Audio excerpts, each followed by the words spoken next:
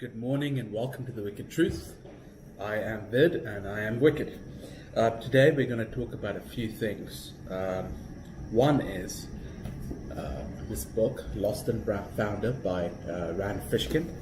And second thing is about how I actually read those 50 to 100 books at a time. I've just got, books all over the place.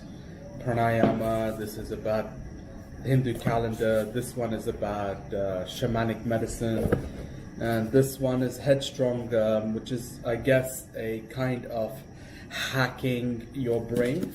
But I've got lots of other books as well, from history to science to music, etc.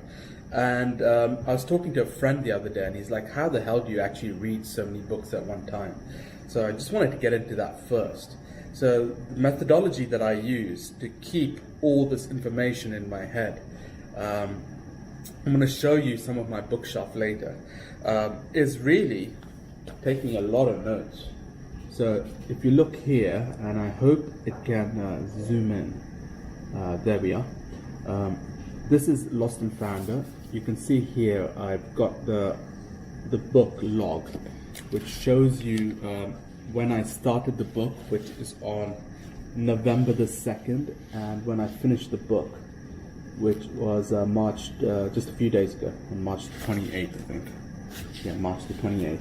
And each time I read a little bit, I put the date, where I read to, and then I take some notes on the book as well, just to help me remind me what's going on. So the way to actually read lots of books and retain a lot of information is to use a variety of techniques. Now, notebooks are a kind of technology, but you can use it on your iPad or wherever. I'm actually thinking about moving all these notes onto Notability now that I've got a good iPad. It's a great app, and you can find out all about Notability. Just search for it in Google, wherever. Lots of people reviewing it. But essentially, you take down notes and you distill the notes. You do a lot of highlighting. Now, if you look at this book, it's just full of highlights and little notes that I put on the side, tick marks, etc. And sometimes, this book I haven't done it so much, but sometimes you kind of write inside the book as well. I don't believe in keeping my books pristine.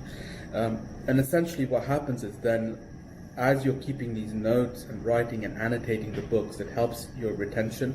And sometimes when I re-pick up the books, I can just quickly flick through and see where I was in the book, and it really helps a lot with retention. So, getting back to the book, Lost and Founder, it's written by Rand Fishkin.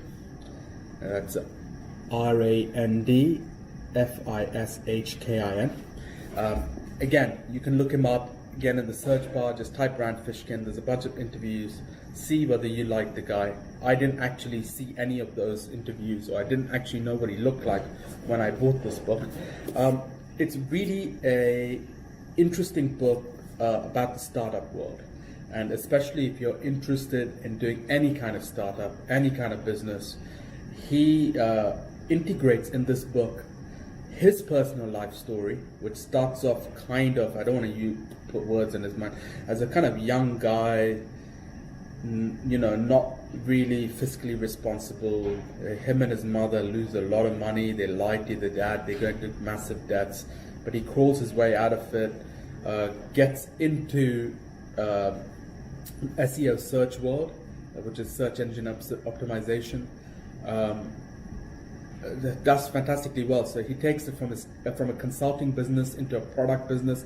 He talks about the differences between consulting businesses and product businesses, their relative advantages and disadvantages, which is really quite interesting, how they're valued differently, and how actually, even though consulting businesses are valued less per sale revenue than product businesses, almost by half or a third as much, it actually can turn out that you, as a founder, end up making more business, making more money selling a consultancy business than selling a product business, which may be valued vastly more times.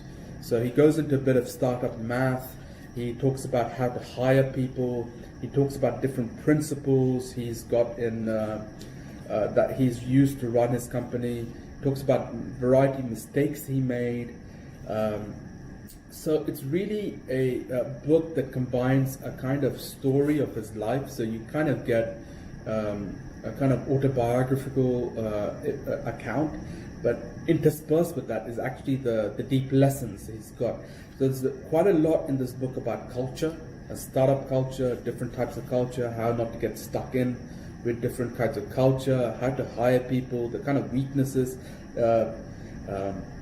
your ability to actually introspect and see what your own weaknesses are, and your ability to either fill in those weaknesses with hired people or through your own hard work, fill them in. Differences between passion, having managerial knowledge, how to deal with the venture capital people or funders, how to deal with employees, the kind of problems you're going to face if you're going to have to fire people, returning people's money back to them, how you could make a lot of money. So you could probably, let's say an investor gave you $100,000 and you returned them $500,000, they can still be upset with you. That's how startup math works with venture capital, etc. So it goes into a lot about that. So this book, what I'd say, really speaking, is if you don't mind reading a lot like I do, it's definitely a book worth getting. If you're one of these people who reads 2 books a year, I won't recommend it. There's probably other books that you can get, but it's definitely got a lot of advice in it. It's definitely a fun read. Towards the end, it gets a little bit repetitive, and I think he could have probably dropped to 50 pages. But that's not too bad. He talks about how losing focus, how we can just try, and because so much of startup culture is about growth, people run out of areas that really expand, and then they try to look for different places to expand. Like Microsoft, everyone's been stuck with this. Microsoft went into all kinds of places that have returned them almost nothing, instead of sticking with their core. So he talks about focus, how to stick with focus, how not to dilute your brand, how to actually look for something that you want to do, how differences between your passion and the market, and how to look at it, how to investigate things. And just to close off, Rand has written, he started a new business called, I wish I can find it,